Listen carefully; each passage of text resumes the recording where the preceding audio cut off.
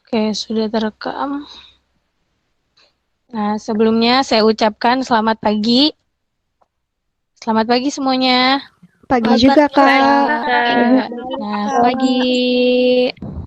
Baiknya kita berdoa terlebih dahulu. Berdoa dipersilakan menurut agama dan kepercayaan masing-masing. Semuanya udah siap belajar ya? Siap, Kak. Insya Allah siap, Kak. Siap, Kak. Baik. Boleh tolong dicek di room ini udah ada berapa orang? Ada 29 orang, Kak. Oh iya, berarti yang tidak hadir ada, yang belum bergabung masih ada berapa orang? 6 orang lagi. Kakak tentang fluida statik.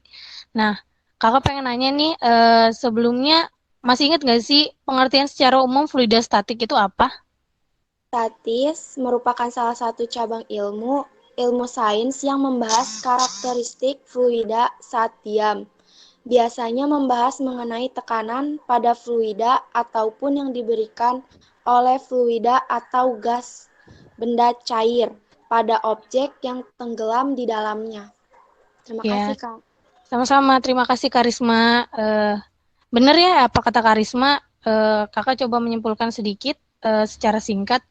Fluida statis itu fluida yang tidak bergerak ya. Kan fluida terbagi menjadi dua, ada fluida statis dan fluida dinamis. Nah, untuk subbab yang akan kita bahas pada kali ini termasuk ke dalam bab fluida statik, yaitu fluida yang tidak bergerak. Contohnya apa sih? Contohnya ada air kayak di gelas nih. Air di gelas kan nggak bergerak ya, diam. Lalu ada air yang di kolam berenang. Pernah nggak sih sebelum kita masuk ke pembahasan atau definisi dari tegangan permukaan sendiri, coba adik-adik lihat yang di layar itu gambar nyamuk berdiri di atas air. Kira-kira adik-adik pernah nggak sih melihat nyamuk berdiri di atas air? Pernah, Kak. Pernah, Kak. Pernah, Kak. Pernah, Kak. Kira-kira wah, pernah mencoba ya, luar biasa. Ternyata nyamuk berdiri di atas air itu sangat sangat berkaitan dengan materi kita hari ini, yaitu tegangan permukaan. Tujuan pembelajaran hari ini bisa dilihat di layar ya. Ini adalah kompetensi dasar, indikator pencapaian, serta tujuan pembelajaran kita pada hari ini.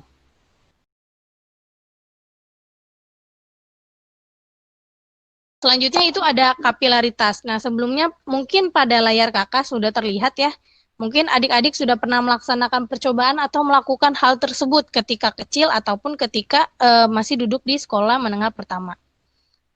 Kakak mau nanya nih, kira-kira kenapa sih kok airnya bisa berpindah dari gelas satu ke gelas satu yang lainnya? Apa sih penyebabnya?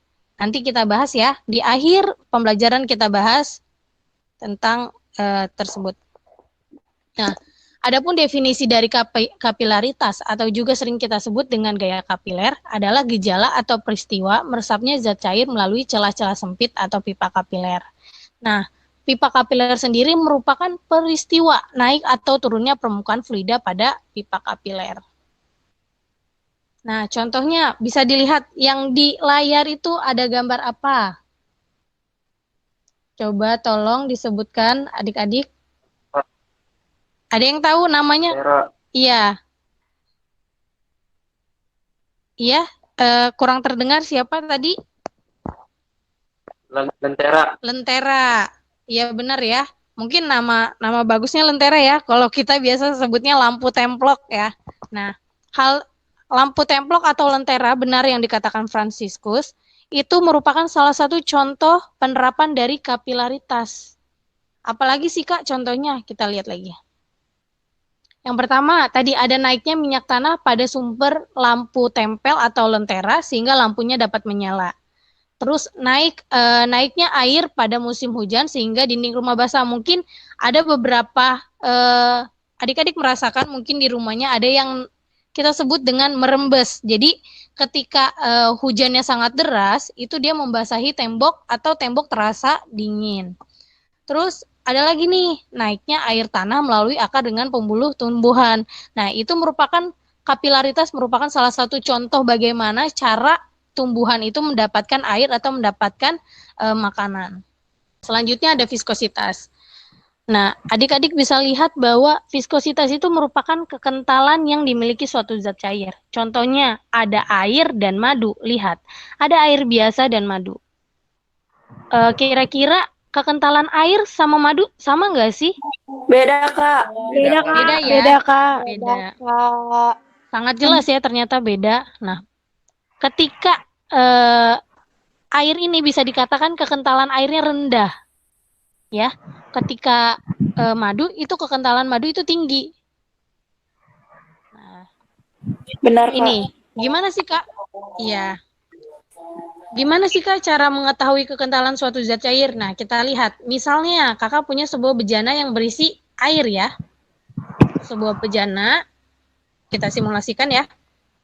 Kita siapkan sebuah benda berbentuk lingkaran. Kita lihat. Coba kita jatuhkan ke dalam fluida ini. Kita jatuhkan. Ketika fluida ini mengalir dengan cepat, berarti dia kekentalannya rendah. Tapi ketika dia jatuhnya semakin lambat, berarti fluida ini memiliki kekentalan yang tinggi. Nah, di mana suatu zat cair yang memiliki viskositas atau kekentalan yang rendah dapat mengalir dengan mudah. Contohnya apa tadi? Air.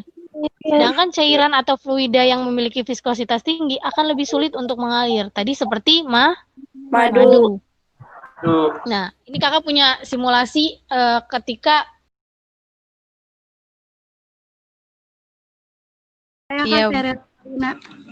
Iya, silakan. Jadi kalau menurut definisi Sari sendiri ya Kak itu, Iya, untuk tegangan permukaan sendiri adalah suatu gaya atau tarikan ke bawah yang menyebabkan permukaan cairan berkontraksi dari benda dalam keadaan tegang. Nah, hal ini tuh disebabkannya oleh gaya-gaya tarik yang nggak seimbang pada antar permukaan cairan.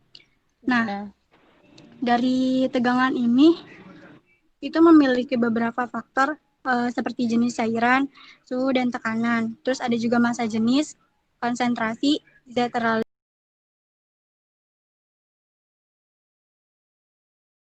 mungkin tadi yang sudah disebutkan Sherry juga sudah cukup jelas ya, tegangan permukaan dengan rumusnya. Lalu ada kapilaritas, berarti peristiwa menyerapnya zat cair. Terus ada viskositas atau kita sebut dengan kekentalan suatu zat cair.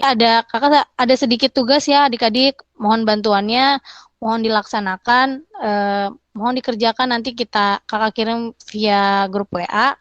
Berarti pembelajaran fluidostatis telah selesai, berarti selanjutnya setelah fluidostatis berarti masuk ke materi fluida dinamis. Baik, Kak. Baik, Kak. Terima kasih. Oke, sebelum kita mengakhiri pembelajaran kita kali ini, alangkah baiknya kita berdoa menurut agama dan kepercayaan masing-masing. Berdoa dipersilakan. Dari saya kurang lebihnya mohon maaf, mohon dimaafkan ada salah kata maupun penyampaian yang kurang mengenakan hati atau perilaku yang kurang mengenakan adik-adik sekalian. Terlebih untuk Bu Neng. Cukup sekian dan terima kasih. Terima kasih ya adik-adik untuk bantuannya. Iya, Kak. Terima kasih, Kak. Sama Kak, terima kasih kembali.